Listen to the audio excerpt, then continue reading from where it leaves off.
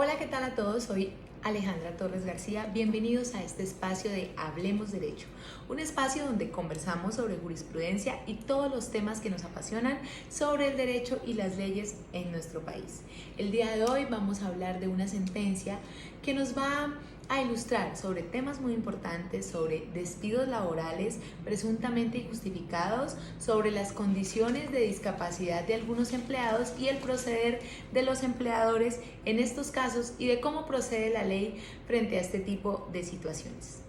Empecemos entonces, vamos a hablar el día de hoy de la sentencia 2936 del 2022, donde decide la Sala el recurso de casación interpuesto por Elizabeth Morales y Fuentes, quien es la protagonista de la sentencia del día de hoy, contra la sentencia proferida por la Sala Laboral del Tribunal Superior del Distrito Judicial de Pereira el 21 de septiembre del 2020, en el proceso ordinario que instauró contra la empresa de energía de Pereira S.A.E.S.P., Optimizar Servicios Temporales S.A. y las llamadas en garantías Seguros del Estado, Compañía Aseguradora de Finanzas y la Compañía Mundial de Seguros.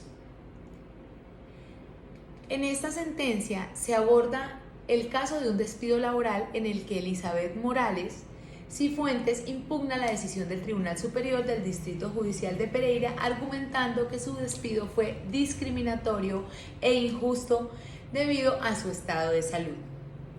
Bueno, vamos entonces a entrar en materia y vamos a ampliar un poco más qué aborda esta sentencia. Vamos a hablar entonces primero de la aclaración de voto o salvamento de voto. En el documento se menciona un salvamento de voto por parte del magistrado que disiente de la decisión de la Sala de Casación Laboral de la Corte Suprema de Justicia. La justificación de este salvamento de voto se centra básicamente en la crítica a la clasificación tradicional de autos interlocutorios y autos de sustentación, argumentando que esta clasificación no permite una adecuada administración de la justicia. El magistrado sostiene que el enfoque debe ser más sustancial que formal y que el papel del juez director del proceso es crucial entre la fase de admisión del recurso y la elaboración de la ponencia. De manera que, para que podamos entender esta situación y este caso, vamos a hablar de los hechos relevantes que giran en torno al caso de Elizabeth Cifuentes. Los hechos relevantes incluyen la terminación de un contrato de trabajo que Morales tenía con la empresa de energía. Entonces vamos a hablar precisamente de esa relación laboral. Elizabeth Morales y Fuentes prestó los servicios a la empresa de energía de Pereira a través de una empresa intermediaria llamada Optimizar Servicios Temporales S.A. Su relación laboral se extendió desde el 1 de diciembre del 2009 hasta el 15 de agosto del 2010. También tuvo otra relación contractual desde el 1 de septiembre del 2011 hasta el 30 de agosto del 2013, desempeñándose en el área comercial y en el segundo contrato laboral como asistente de gerencia. Vamos a hablar entonces también de otra situación que es motivo de análisis o de principal análisis de esta sentencia, y es el estado de salud de Elizabeth. Durante el tiempo de su relación laboral, Elizabeth Morales experimentó problemas de salud que la llevaron a ausentarse en varias ocasiones de su trabajo. Sin embargo, la Corte determinó que en el momento de su despido, Elizabeth no había allegado las certificaciones o no se tenían las pruebas suficientes para poder certificar que Elizabeth tenía una discapacidad o que se encontraba en una situación de debilidad manifiesta. Se mencionó también en el caso que había asistido una sola vez al médico, pero esta no fue una prueba o una razón suficiente que certificara la condición de discapacidad de Elizabeth. Otro elemento importante a tener en cuenta es el despido de Elizabeth. ¿Cuándo es despedida ella de su trabajo? Elizabeth fue despedida por la gerente de la empresa de energía de Pereira, quien argumentó que el despido se basó en razones objetivas y que nada tenían que ver con la condición de salud de Elizabeth. Sin embargo, la demandante alegó que su despido fue discriminatorio y que se dio por su condición de salud y su condición de debilidad manifiesta. Tras este despido, Elizabeth toma unas acciones legales Y demanda. Hace una demanda laboral solicitando su reintegro, el pago de salarios, primas, prestaciones y una indemnización porque manifiesta que su despido fue discriminatorio debido a su condición de salud y a su discapacidad, y también ella consideró y argumenta que debió aplicarse la protección de la estabilidad laboral reforzada debido a sus condiciones de salud. Entonces también aquí ya vemos un contexto más amplio de la situación que tenía Elizabeth y de lo que pasó después de su despido y las acciones legales que ella tomó.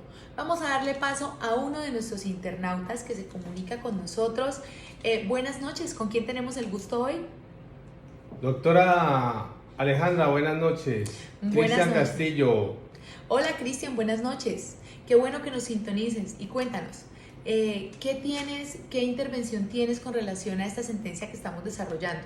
Doctora, quisiera que me ampliara un poco más de la ley que habla de los derechos del trabajador con discapacidad, por favor, doctora. Claro que sí.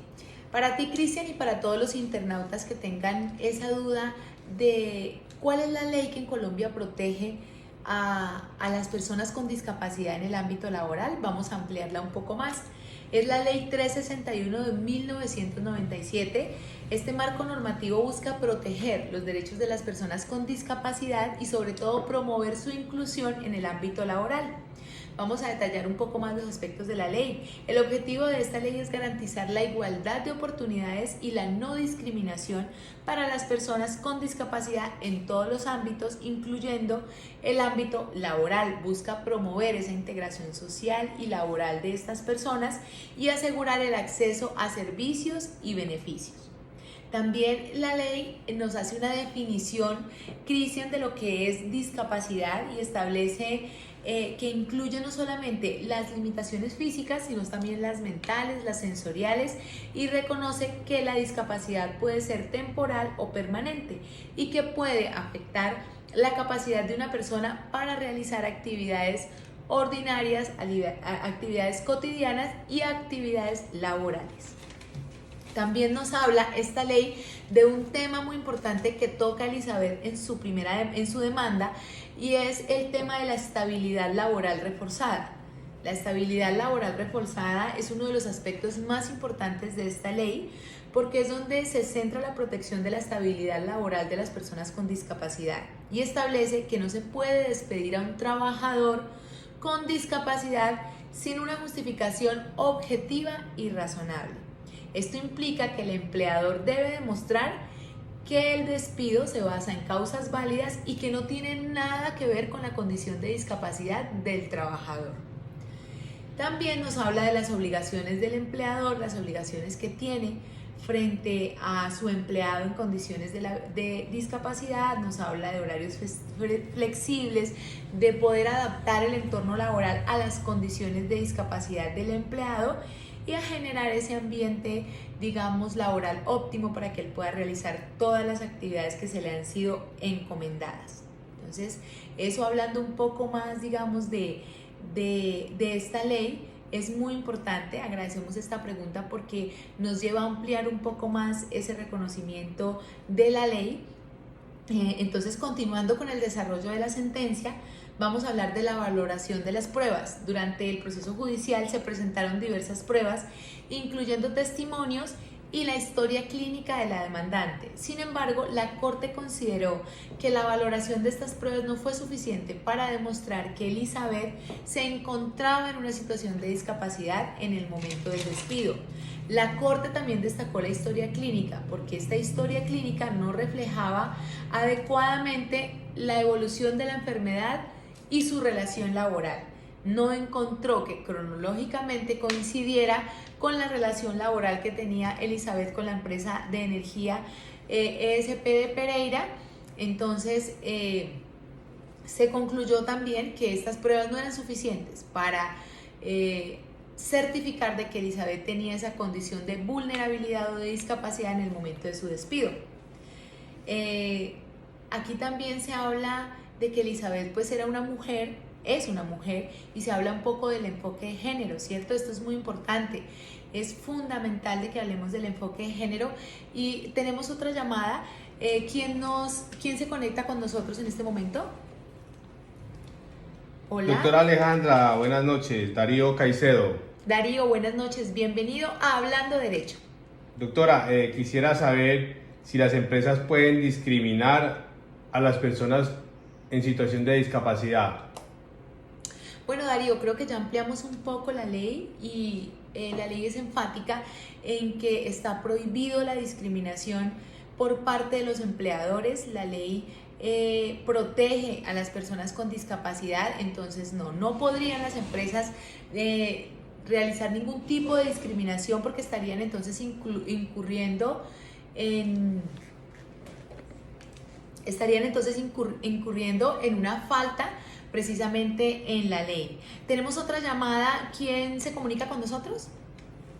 Buenas tardes, Luis Andrade. Buenas tardes, Luis. Bienvenido a Hablando Derecho. Doctora, en este caso, ¿qué papel juegan la perspectiva de género? Luis, ¿cómo estás? Gracias por participar con nosotros. Yo creo que este es un tema muy importante, no solamente para Luis, sino para todos nosotros. Claro que sí, precisamente íbamos a empezar a hablar del enfoque de género. Se argumentó también dentro de este caso que el despido debía ser analizado desde una perspectiva de género, dado que Elizabeth ocupaba un cargo históricamente subordinado y discriminado. Sin embargo, la Corte determinó que aunque era importante considerar el enfoque de género, esto no eximía a la demandante de la carga de probar su situación de discapacidad y la naturaleza discriminatoria del despido. Es decir, el hecho de que Elizabeth fuera mujer no la eximía de tener que probar y certificar de que en el momento del despido presentaba una condición de discapacidad. El enfoque de género es muy importante en este tipo de casos, pero digamos que en este caso puntual de Elizabeth, esto no la eximía de tener que certificar y allegar todas las pruebas pertinentes. Sin embargo, en otros casos el enfoque de género se convierte en una perspectiva muy importante, porque sabemos que hay discriminación laboral en nuestro país aún por el hecho de ser mujeres, y hay también unas leyes que protegen a las mujeres en Colombia contra cualquier tipo de desigualdad. Entonces es muy importante, Luis, de que sepamos que la perspectiva de género, cuando hablamos de mujeres, hablamos de igualdad, hablamos de equidad y hablamos de este tipo de casos donde se plantea una posible discriminación, pues es muy importante. Sin embargo, en este caso digamos que se deroga un poco el tema y se habla más de que la condición de mujer de Elizabeth no tiene nada que ver con su obligación de probar en este caso su condición de discapacidad. Vamos a hablar también entonces de la decisión judicial. Finalmente la Corte concluye con que no se ha demostrado que el despido de Elizabeth Morales Cifuentes fuera discriminatorio, ni que se hubiera violado ningún derecho, ni que el despido hubiese sido producto de su condición de salud, ni que tampoco se hubiera violado el derecho a su estabilidad laboral. Y la falta de pruebas que acreditaran su condición de discapacidad en el momento del despido fue un factor determinante para la decisión judicial. Estos hechos relevantes en este contexto presentan también un argumento por parte del demandante, la demandante en este caso. El problema jurídico central. Vamos a hablar entonces de cuál es el problema jurídico central y este radica en determinar si la trabajadora logró demostrar o no su situación de discapacidad en el momento de su despido, en el momento de la terminación de su contrato, y si el empleador desvirtuó la presunción de estabilidad laboral que protege a los trabajadores en situación de debilidad manifiesta. Esto implica analizar si la terminación del contrato fue justificada o se constituyó en un despido discriminatorio. La decisión de la Corte. ¿Cuál fue la decisión de la Corte en este caso?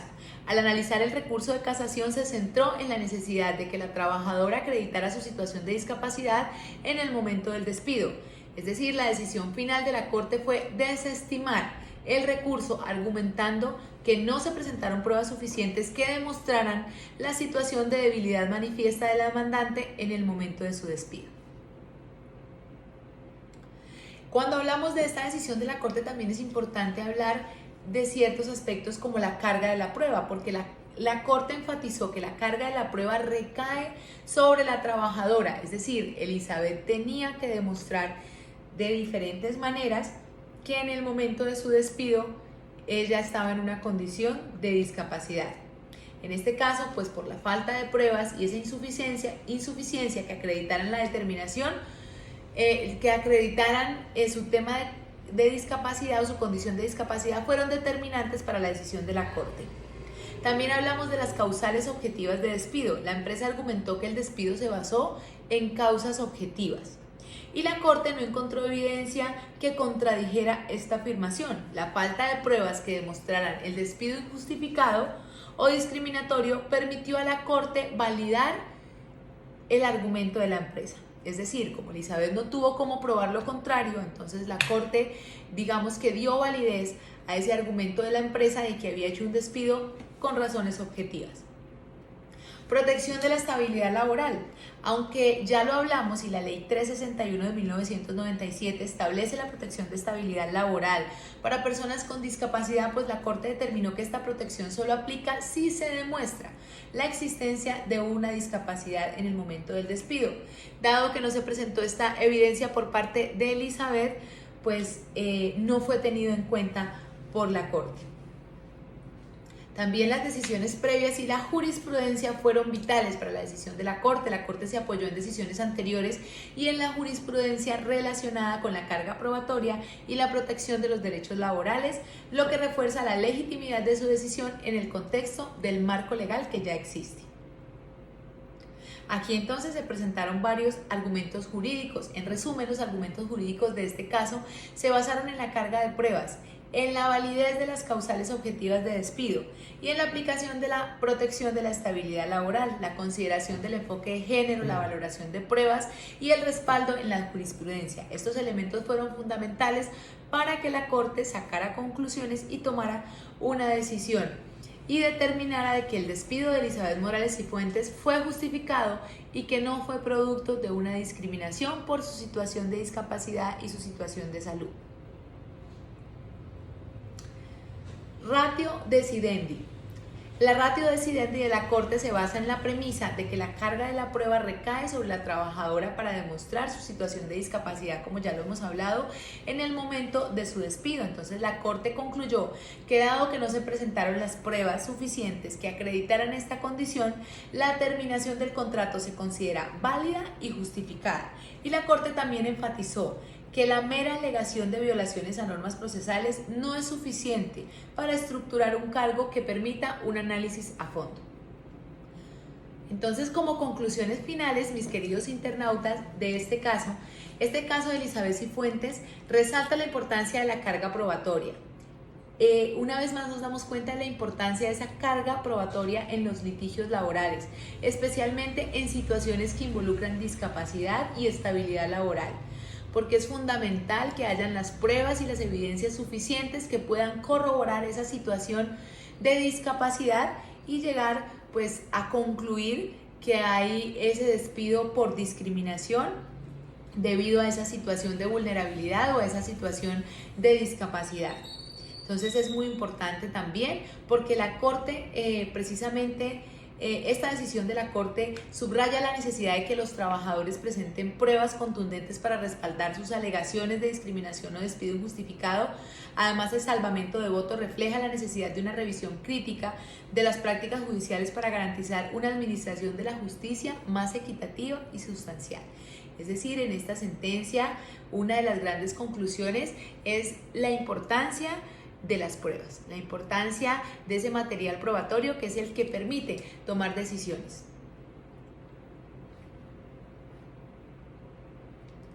Entonces, queridos internautas, hemos concluido el día de hoy. Gracias por participar con nosotros en este espacio tan importante de Hablemos Derecho. Hoy creo que nos han quedado algunos conceptos claros y hemos trabajado una vez más el tema del derecho laboral a través de una sentencia. Gracias por acompañarnos. Nos vemos mañana con una nueva sentencia aquí en Hablemos Derecho.